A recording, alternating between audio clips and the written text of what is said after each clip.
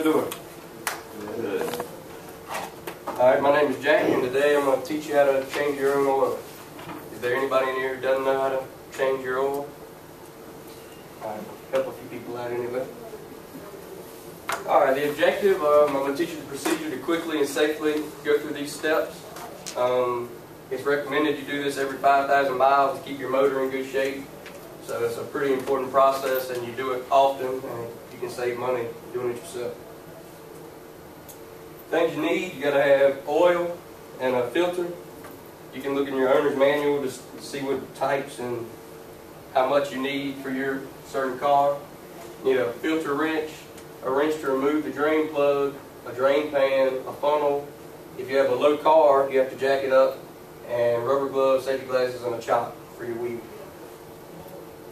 So step one, you need to find a flat surface, park the car there, and you need to cut your truck on and let it run for a few minutes, and that lets all the oil run through the motor, and it makes it so it'll drain through to the bottom better. After you run it for a minute, let it sit so the oil will cool off and it won't burn you when you let it out. So step two, you need to pop the hood and you find your dipstick. It's how you check your oil, which is located right here on the side of the motor. If you pull that out, it'll let air in the top and it lets the oil drain out quicker. Step three, so now you have to climb underneath the car. Safety, you need to engage the emergency brake and chock the wheel just so you're sure it won't roll while you're underneath. And you need to go under and find your oil filter, and it'll be sitting up underneath there like this. And you need to make sure you can loosen it. You don't want to take it all the way off, but just loosen it a little bit to make sure you can get this off before you drain all your oil out, or otherwise you're going to be caught in a mess if you have the oil out of your car and can't get the filter out and you can't drive anywhere then. So step four, after you make sure you can loosen the filter, you need to get your oil pan, drain pan here, and place it up underneath your oil. You're going to remove that plug with a wrench, and that's going to let your oil drain out into the pan. Give it 10 minutes, let it drip all the way out, and make sure you get all the dirty oil out, and then you can remove and replace your filter. When you do so, you need to be careful because this is full of oil, so make sure you keep it flat while you're pulling it down, or you'll spill it all over yourself and make a mess.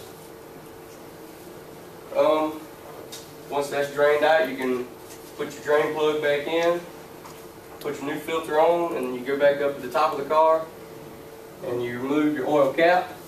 You can refill it with your new oil. Again, the recommended type and amount is located in your owner's manual. After you replace your new oil, you're going to put your dipstick back in and start the car. You want to let it run for 5 minutes to cycle all the new oil through the motor.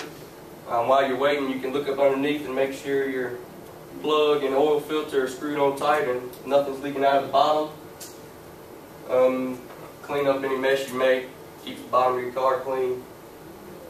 Then you can remove the chock. If you jack your car up, you can let it down, release the emergency brake, and clean up any spills and properly dispose of the old oil.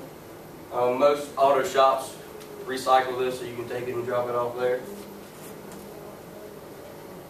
Following these easy steps, you can change your oil in a short amount of time. If you go get it done somewhere else, you pay $45 to $75. The most I've ever paid is $30.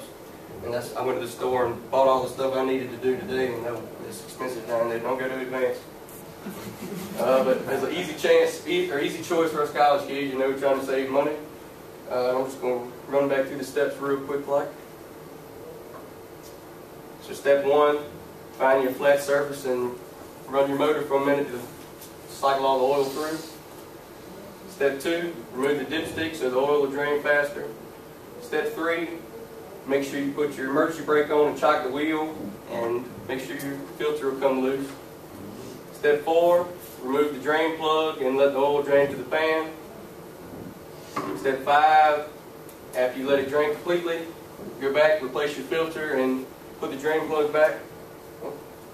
And step six,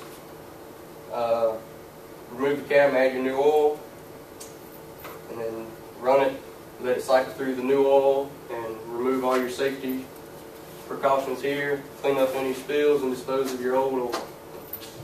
And that's my reference here. Are there any questions?